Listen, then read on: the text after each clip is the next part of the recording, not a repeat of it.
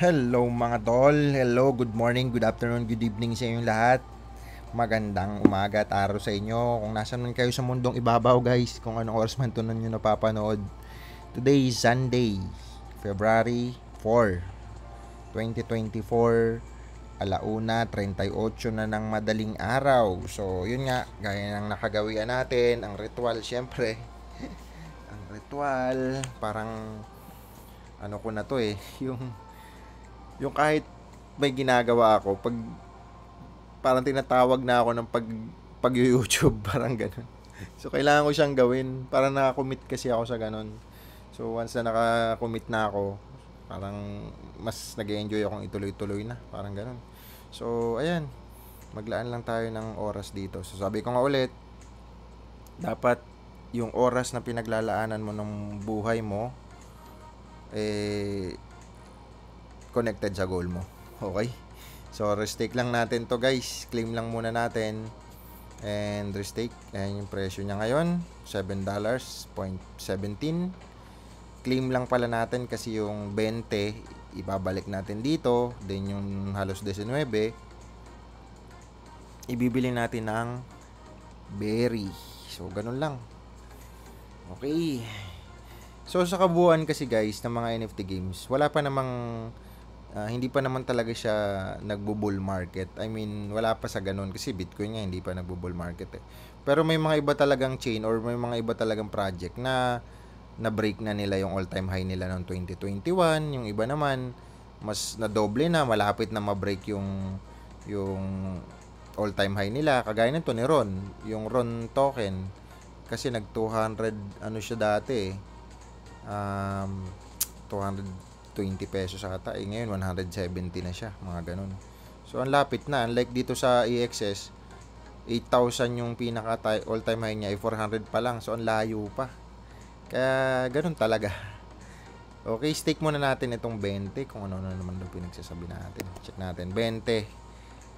Stake natin yan para madagdagan ito. So, mga 3 minutes lang tapos na tayo sa ritual. Pero tumatagal lang kasi ang ating mga kwentuhan. Kasi nga, yan, nakakapagbigay tayo ng unting idea about business, sa mga buhay-buhay, sa mga experience natin sa buhay-buhay. So, yung iba, syempre, kung may mga matututunan kayo, pagpasalamat natin, parang ganon. Nasa sa inyo naman yun guys, kung absorb nyo o hindi. Kung padaanin nyo sa tenga nyo, okay lang din. Wala namang problema. Buhay nyo naman yan.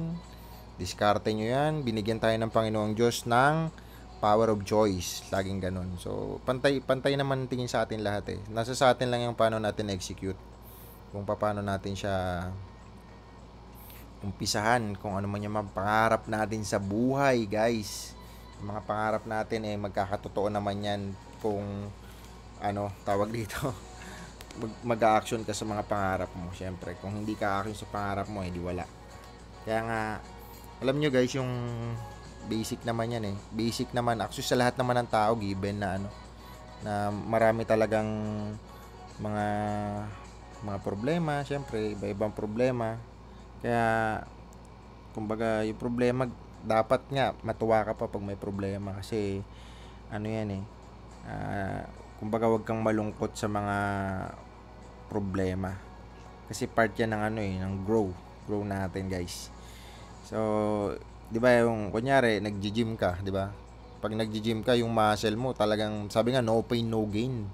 Talagang tatrabahuin mo 'yon. Dahil the more na nahihirapan yung muscle natin, the more na nababasag or na basta nahihirapan siya, the more yun na sa pag-grow niya ulit, mas malaki. Parang ganun. So, kumbaga, ganun din sa problema. Once na nahihirapan ka pagdating sa problema, kung ano man yan sa buhay na dumating sa'yo, sa pamilya mo, sa relasyon, sa mental mo, sa physical aspect na meron ka, sa financial, di ba? So, normal yun na, kumbaga, problema lang yan. Pag-iwagwag mo lang, di ba? So, part kasi yan ng pag-grow. Kaya, importante mag-smile ka lang, guys. So, dapat mas malungkot ka kapag walang nabago, walang magbabago sa buhay mo. Mas malungkot ka kapag hindi ka nahihirapan kasi parang yun, wala ka dun sa grow. Hindi ka nag-grow syempre. Tsaka isa pa syempre, yun nga, piliin mo yung mga tawag dito, yung mga circle of friends mo, guys. Syempre, yung mga circle of friends mo ay kailangan connected sa pangarap mo. Syempre, baka mamaya yung pinaglalaanan mo ng oras mo ng mga kaibigan mo, wala naman, kumbaga hindi naman nakakatulong para mag-grow ka. So, let them go. Hindi naman para, kumbaga, iwasan mo na sila forever. I mean, wag liitan mo yung pag-invest ng oras mo sa kanila, syempre. Kailangan kasi yung mga circle of friends mo, yung mga tao nakaka-impluwensya sa'yo. So, kumbaga, bilang tao kasi, nawawalan din tayo ng gana eh. Kaya, dapat yung circle of friends mo na nakapaligid sa'yo, yun yung magpupush sa'yo para makuha yung mga pangarap mo. Sila kasi yung magbibigay ng inspirasyon, parang ganun, motivation, para makuha mo yung mga pangarap mo. Ano ba mga business niya na gusto mo. So, sabi nga, kung taasan mo daw yung pangarap mo, wag mo nang wag mo nang limitahan kasi ano naman yan eh. Tawag dito. Libre naman mangarap, guys.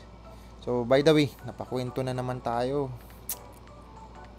Okay, balikan muna natin. Ang presyo nito ay 403 sa ngayon. February 4, Sunday. So, ayan siya.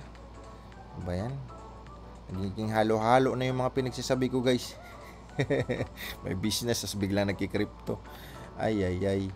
So, ayun. Check muna natin yung mga project natin. Yung mga project, guys, na mga, ito, nagbigay tayo ng konting insight dito. So, hindi ko pa yung nabubuo. Kasi nga iba-ibang exchanger at saka syempre bawat oras dyan paglalaanan po yan. Pero ito yung mga 2024 ngayon na isa sa mga iniisa-isa ko na kung sino ba yung ipa-priority ko bilhin dito na mga project. So ito muna ngayon, ayun si Manta, si Celestia, Jupiter, yan, pinagsasabi na natin yan. Ngayon guys, kung di ba nga nag-aaral ka ng crypto. So ito yung mga low market cap pa na potential kong bilhin ngayong 2024. Actually, hindi naman siya low eh, kasi ito nga pang number 35 na 94 na. Siguro ang low lang dito, ito. Sa Virtual Vision. Ito, nasa 138 pa lang yung ano niya, market cap. Pero syempre, aralin nyo muna yan. Guys ha, kunyari ito, si Ondo. Yung sinend ko kahapon na ano ba yun? Token sniffer. So, doon makikita mo doon. Ito yun. Ayan. So, check natin. Check natin muna to. Paste mo lang dyan. I-paste mo lang yung wallet. Then, malalaman mo ngayon kung ilang percentage yung pinaka, tawag dito. Kung malupit ba yun na project.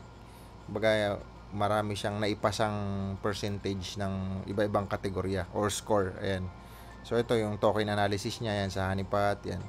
Ayan, contract analysis. Tapos, makikita mo din yan kung kailan niya na-deploy. Ayan. Uy, medyo bata pa to. Kasi ang last bull market, 2021 eh. So, hindi pa to nakakaranas ng bull market talaga, itong project na to. So, ito, malaking tulong to, guys. Lalo na kung nag-hunt ka ng mga low market cap. Ito yung token snippers. So, ayan. Ayan, makikita mo yung liquidity analysis niya. Ayan. So, bahala ka na dyan. I-mekos mo na yan.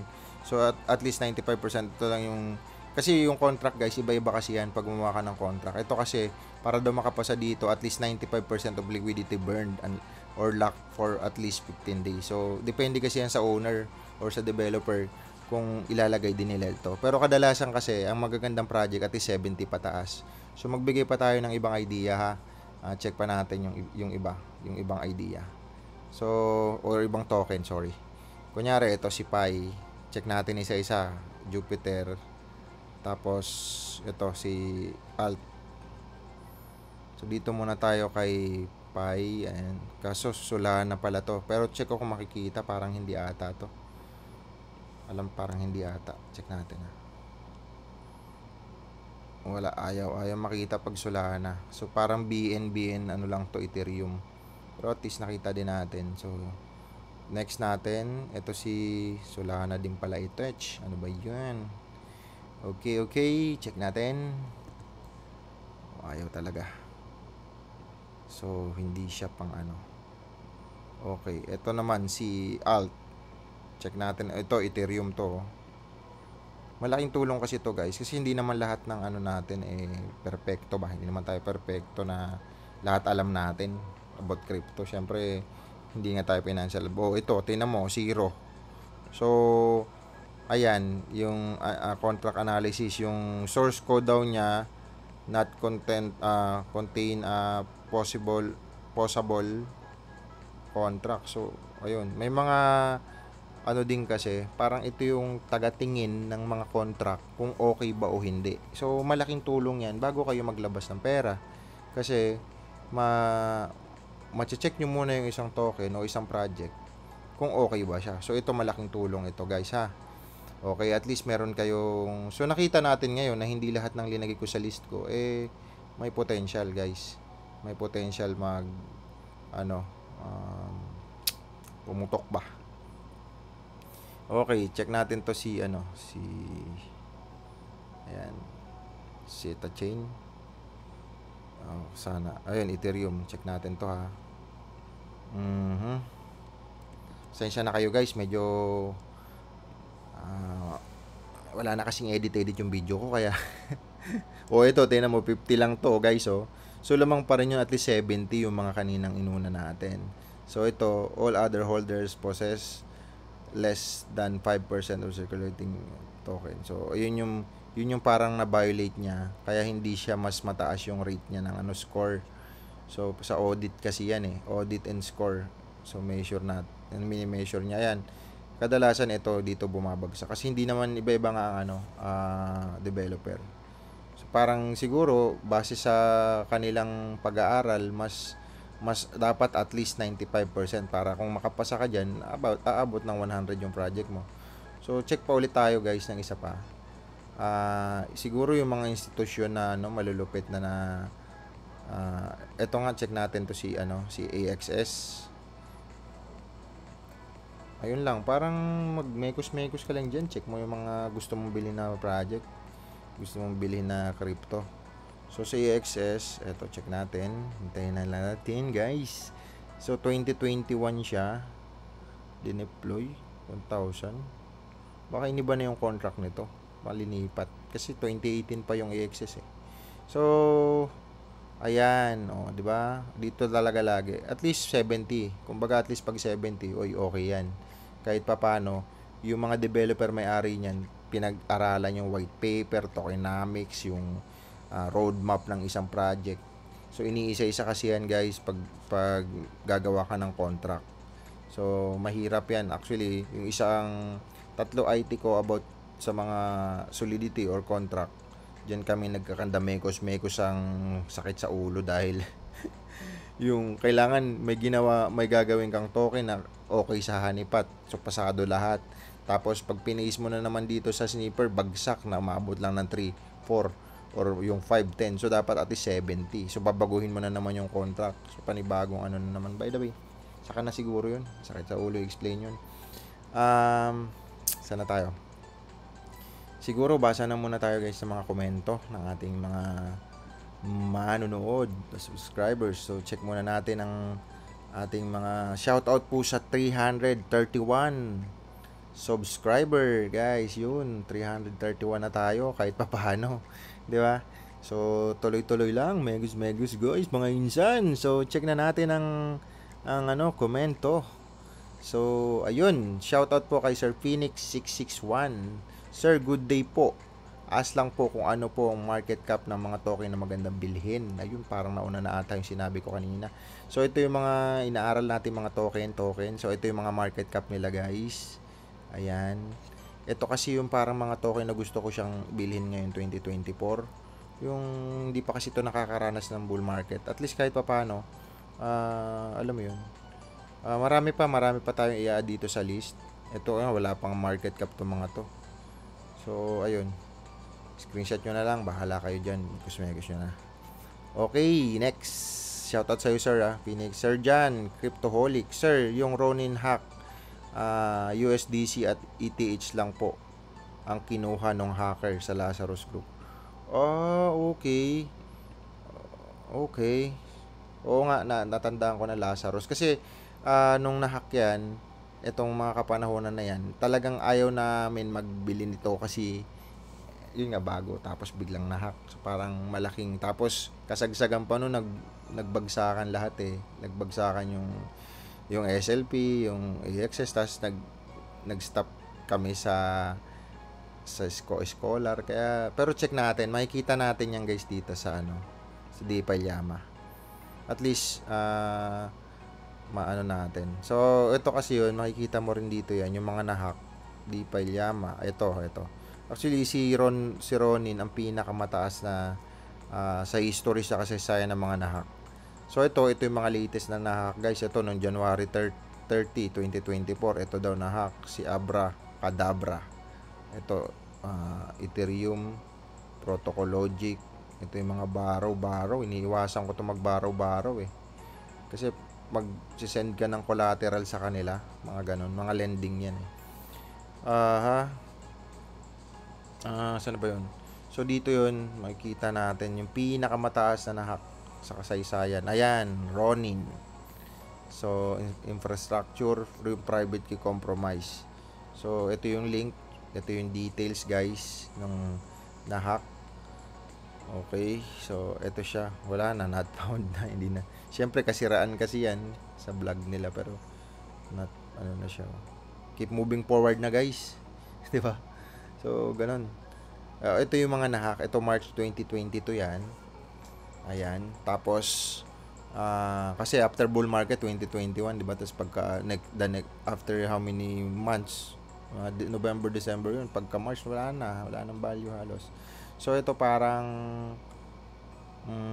yung Lazarus kasi North Korea yun eh. Sa pagkakalam ko. Mga North Korean hacker yan eh. By the way. So, thank you sir sa pag-correct sa atin sir dyan. Shout out po sa inyo. Thank you sir. Appreciated po natin yan.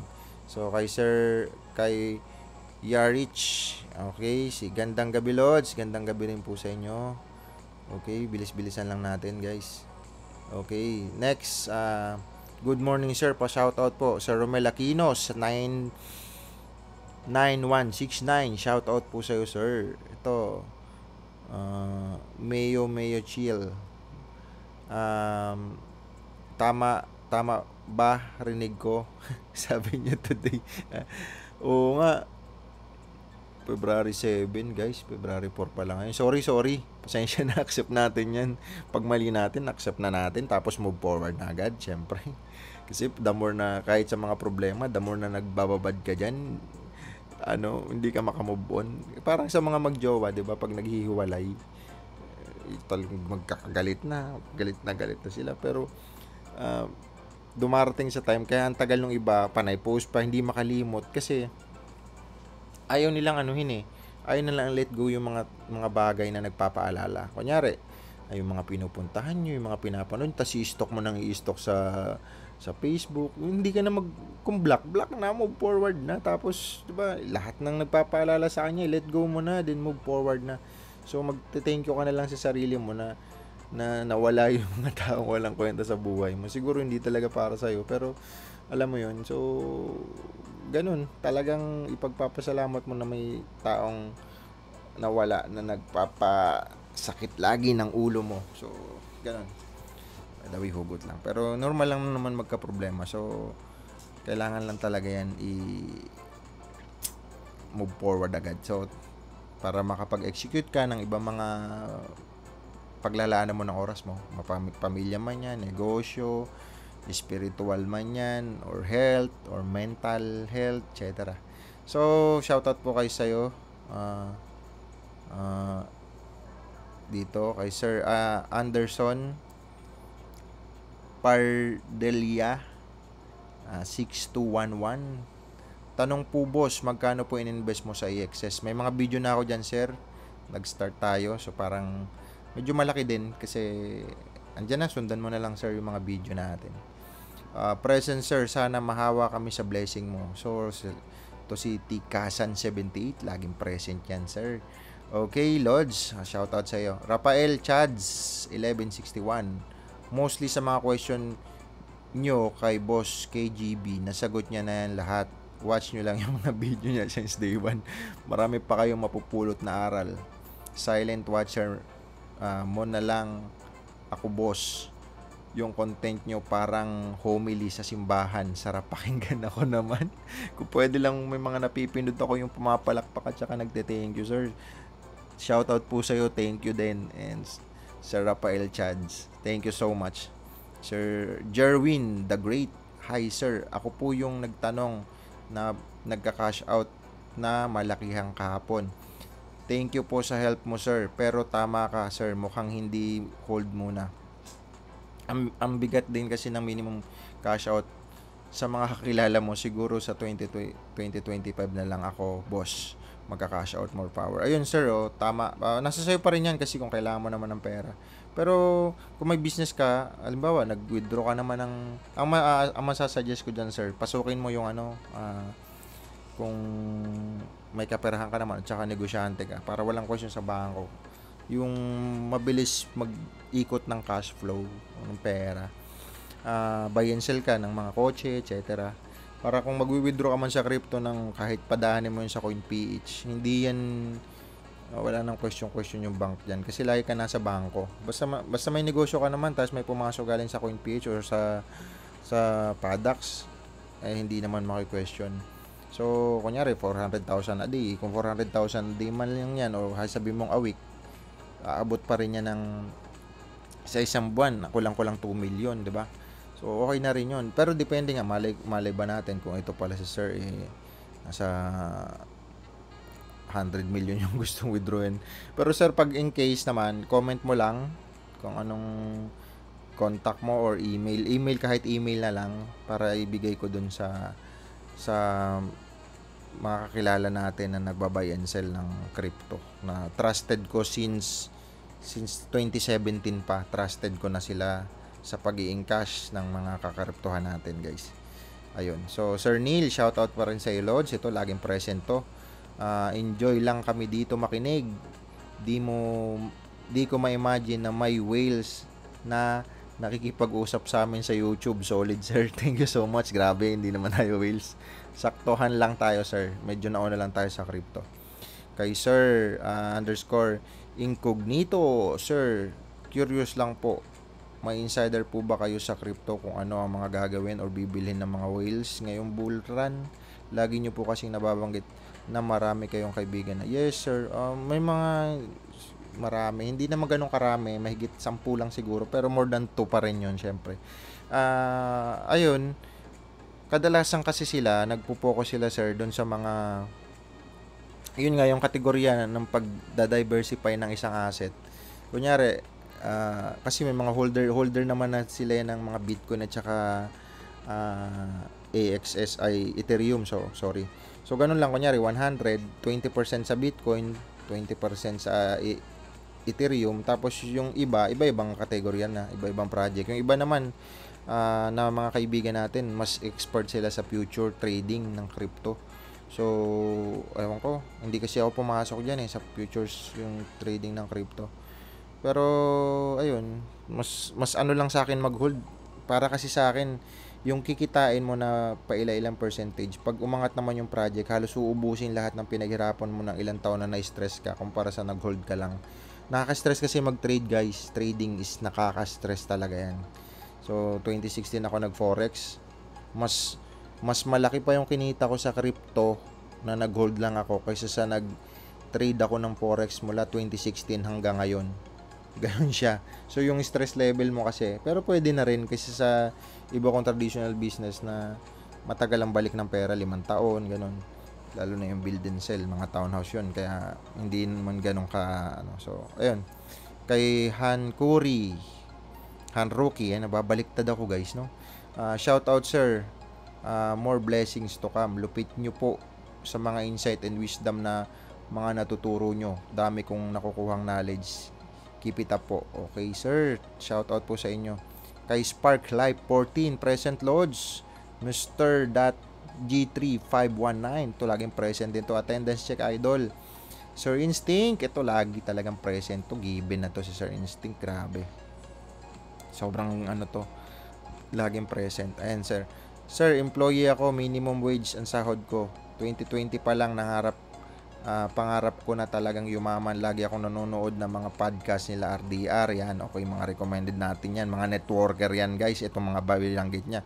RDR, Chinkitan, Joseph Lim, Wealthy Mind Pinoy. Simula noon, nabago na talaga ang mindset ko. At di nagsasawang mangarap ng mataas hanggang ngayon. One day, makakaalis din ako sa rat race na yan. May tiwala ako sa mga sa may taas at lalo na sa sarili ko. Think positive lang, more power. Grabe.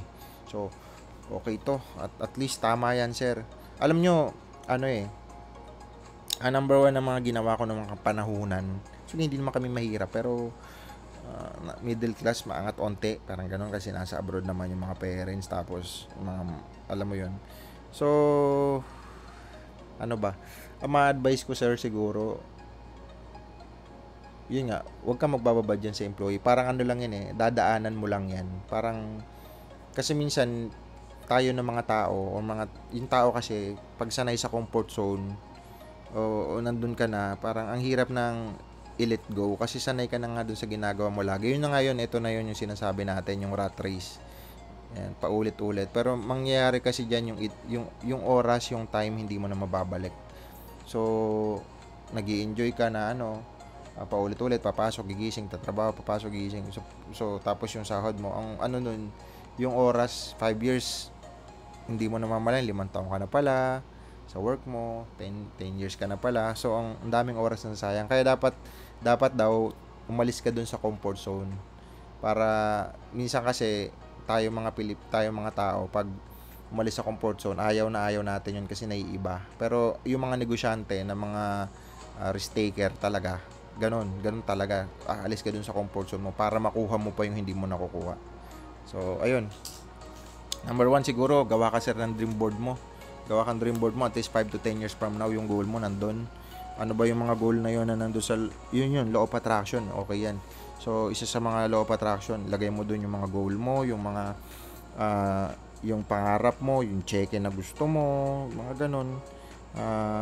Yung bahay, yung savings, yung sasakyan, ilagay mo lahat sa dream board na yan. So, ginawa ko to, numalat kasi ako Jan Caleb 2008-2009, Jan Caleb, yung law of attraction. I-search nyo rin sa YouTube. So lahat ng linagay ko doon nagkatotoo, as in lahat nagkatotoo, pati gender ng mga anak ko, andun. So yung gender ng pagkakasunod-sunod nandun talaga, babae, lalaki, babae. So ang galing talaga. Pati yung kung ilan yung floor ng bahay, ginawa ko yun, wala pa akong asawa, guys. Kaya sobrang sobrang galing talaga. Gawa ka ng dream board, law of attraction yan. Tapos lagay mo dun yung mga financial na gusto mo, family, happy family na gusto mo, yung relationship na gusto mo, yung peace of mind na gusto mo, spiritual and physical, yung mga daily health, lagay mo lang doon. So yung dream board, parang sa Jan Caleb seminar, parang malaking board, at least parang siya, yung board na malaki na siguro isang dipa yun, tinutupi-tupi lang, kalahating dipa, mga half meter siguro yun. So tinutupi-tupi siya, mga 3 fold yun. Dun nagupit sa mga magazine. So gupit daw sa magazine ng mga gusto mong lifestyle sa buhay mo, yung relo na gusto mo, yung sasakyan na gusto mo, ilagay mo lang dun. Yun yung mga gusto mo So ang ginawa ko nun, tinabi ko lang siya. After siguro ilang taon, may mga 8 years or 5 years, napulpil ko na halos lahat ng nandun. So ayun, by the way, napakwento tayo yun. Gawa ka ng dream board. Syempre, sir, lakihan mo yung psychological wallet, isa pa yan. So kung hindi ka kasi makaalis sa rat race, okay to, nag-invest ka ng oras sa mga bagay na may matututunan ka. Pero syempre, magtatapos yan sa'yo pa din, convincing sa sarili mo, at i-execute mo kaagad, sir. So palakihin mo yung psychological wallet mo. Kung sanay ka siyempre kumita ng 20,000 a month o 10,000 a month, dapat mangarap ka ng mas malaki, at least 100 or 200 a month, para pag hindi mo na target ngayong buwan yung 200,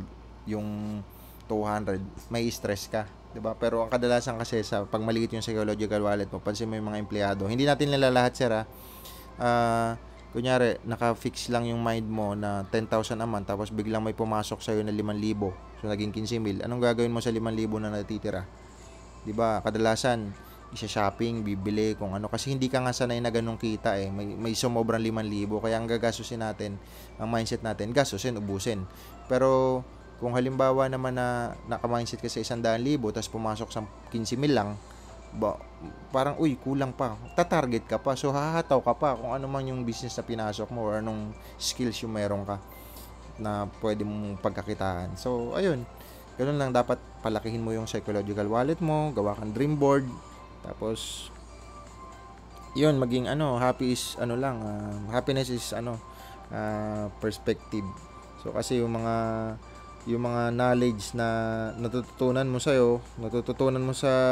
yan, ginagawa mo na yan, kumbaga, tawag dito, explore mo lang na explore yung mga bagay na, basta wag ka lang, sir, tawag dito, wag ka lang matakot, normal lang magkamali, kasi normal magkamali. Yung iba kasi, sumubok sa isang business, tapos nagkamali, ayaw na mag-try. So, mas maraming ang failure, mas maganda eh. Kasi para mas matuto ka. So, pero number 1 dyan, sir, ito yung mga outer kasi ito, yung mga natututunan natin dito. Pati sa atin, yung mga nabibitawan natin, outer yan. Na magpupush sa'yo para magsumikap. Pero yung inner kasi, yung inner naman, yung magpupush sa'yo para magsumikap, yung family mo, yung mga, kung pamilyado ka na, yung anak mo ba, gusto mo nakikita, or ngayon natatanong mo ba sa sarili mo, pag uwi mo galing trabaho, gabi na, nakikita mo yung mga anak mo nasa kwarto, natutulog natutulog na, natanong mo man lang ba sa sarili mo kung okay lang ba sila sa kung anong buhay na meron sila ngayon, sa hinihigaan nila, di ba? Or sa kinakain nila, natanong, di ba? Okay lang bigyan ng 3 meals a day. Ang natanong mo ba sila kung higit pa doon? So parang ayun yung mga outer na magpupush sa atin para magsumikap tayo. Pero syempre, ang totoong yaman, sir, peace of mind. Yun nga lang, pag walang financial, hindi pantay-pantay yung financial, spiritual, relational, physical. So hindi siya magkakaroon pa rin ng imbalance. Okay, ang dami na naman natin nabanggit, mga lords. 32 minutes na. Okay, kay Mark Del Tor, good morning, sir. Nakakapanood ng mga videos ninyo, napamekos-mekos na din ako ng mga berry. Shoutout po sa iyo, Sir Mark. Good morning, sir. Morning routine ko talaga manood ng mga videos mo habang nagkakape sa umaga. More videos to come. Shoutout ulit sa iyo, Sir Mark. Okay, Sir Clouds or Ma'am Clouds 43, best way to stake ETH, sir. Lido. Marami yan. Actually, sir, marami namang YouTuber na magagaling explain sa atin. Pero mas matatalino, mas marami silang investing sa research and development nila bago sila, pati mga editor, pati mga video editor, mga sound, mga nagbibigay ng sound sa mga video nila. So ayun, kaya mas maraming magagaling talaga, kasi marami sa pagre-research. So kay Cactus Jack 602, napa-comment ako, sir, last upload mo, grabing holding mo, boss. Parang nasagot ko na ba ito kahapon? Grabing holding mo, boss. Wheels na wheels, ha. Sana makabawi this coming bull run. Laki din ng paper loss ko. Na sana nag-sell na lang ako lahat ng top last bull run. Well, ganun talaga, pero siguro pag first timer sa crypto and first time makakita na or makahawak ng 6 to 7 digit, sa mga naghahanap ng i-hold nila na token this coming bull run, tips ko lang, DCA lang, buy kayo sa mga key level, yung mga bagong token na hanapin ninyo, ay wag na kayo dyan sa mga matatagal na like ADA, XRP, mataas ang market cap and supply niyan, and token na di pa nakakaranas ng bull run, plus na lang siguro kung low-key market pa. GI sa lahat, and don't marry your token. TP when happy is the key. Jan. Jeez. Okay, sir. So, yan yung mga payo ni Sir Cactus Jack. Okay naman po yan, sir. Siyempre, yun nga, ulitin natin. Ito kasi yan, ibilog ko. Medyo ibilog natin. Pag pa-bull market kasi, sir, yan, pa-bull market, kadalasan kasi ng mga tumataas talaga. Yung mga lock-up, pag yan nagtumaas yung lock-up, 10 times, 100 times, pero hindi kasi na lahat ng lock-up, okay yung project. Kaya makakatulong yung mga binigay natin ng mga ito, si token sniffer, para maaral mo yung bibilhin mo. So pag pa bull market na si Bitcoin mag-ilang doble, kunyari times 3, times 5. Pero yung mga lockup naman times 100, times 200. So panalo, as in talagang panalo. Ang problema lang naman diyan, pag pa bear market na, tapos yung token mo nandun naman sa mga ganung token pa, mga NFT token, etc. Ang ibabagsak naman nun, ganun din kadami, 100 times, 200 times. Kaya ang diskarte dyan, pag pa-bull market, lipat mo dun sa maliliit na market cap. Pag pa-bear market na, pa-down na, lipat mo na sa stablecoin, USDT, or sa Bitcoin. At least hindi naman ganun ang ibababa nun. Hindi, at least hindi 200 times, 100 times. So, ayun lang. Yun yung mga tip natin. Felipe, Horny Jazz, JRIII 9T65. Salamat sa update, Lodge. Taas kamay po ako sa'yo. Thank you, sir. Thank you, Lodge. Stardash 9024. Anong TP target mo, boss, sa AXS o kukurot pa unti-unti habang tumataas kung sakali pumalo ulit sa 2K plus? AXS, gusto ko din kasi matutunan mag-take profit strategy ng mga whales. Kasi minsan, pag tumaas ang mga token, hinayang mag-TP at nagiging greedy. Okay. So, ako naman, sir, sa experience ko lang, yun nga, sa nung nag-start kasi ako mag-crypto, ganun ginagawa ko. Kunyari, yung nakwento ko nung nakaraan, yung Dogecoin, isa ko sa pinakamalaking hoarder siguro sa Pilipinas ng Dogecoin at that time. Kasi ang linaan ko dyan, nung nasa 2 million agad binili ko niyan, 2016 yun. At least, ayoko, ano pa yun, Polonix, tatlo yan Polonix, Bittrex, yun yung mga exchanger na pinagbibilan ko sa Coin Exchange. So, yung Coin Exchange kasi nagsara na nandun yung mga token ko. Noong times 3, sinel ko na. So, yung iba, yung last ko nasa 7 million Dogecoin pa nun bago mag 2020 may na-hold pa ako nun. Tapos after ilang buwan, December ata yun.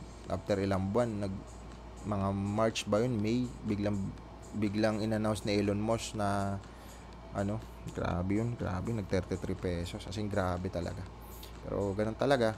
Imagine mo 0.01 ko nabili, tapos nag 33 pesos.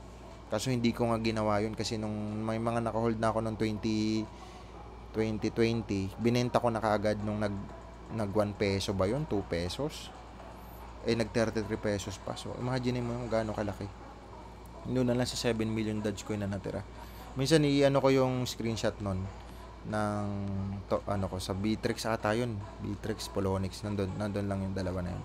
So, ayun, Sir Peter, North 24. Anong opinion mo, boss, regarding sa RON versus AXS? Masyado nila alaga yung RON ngayon compare sa AXS. Lalo na hindi nagugustuhan ng community ang update ng Homeland.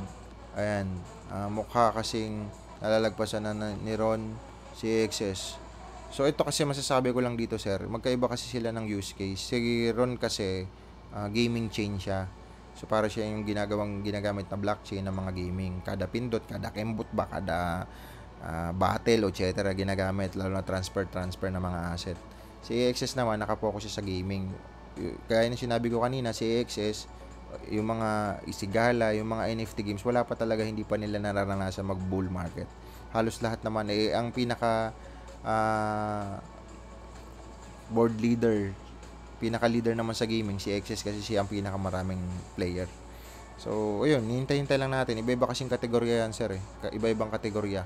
So, may mga token na tumaas na-break na nila yung all-time high nila. May mga token na malapit na ma-break. May mga token naman na malayo pa. So, ayun, iba-iba lang. Iba-ibang siguro, mas unang nakapokus mga tao dito. And later on, sa mga gaming naman. Okay, boss. Boss, may idea ka sa Metaland na pwede mag-collateralize ng crypto or RON para makaborrow ng crypto din. Thank you. Sir Jomel Santos, shoutout po sa inyo. Itong Metaland, ano na to, matagal ko na tong nakita. Ano to mga mekos may-ari nito, mga Indiano. Tama ba? Parang ganun ata yun Check natin Metaland. Ang haba na ng video ko guys, 40 minutes. Pasensya na. Next time siguro randomly na lang yung comment natin. Gusto ko mambasahin lahat pero syempre hindi kasi lahat natin. Ba't napunta na dito sa kabakabayo? Metapass yun So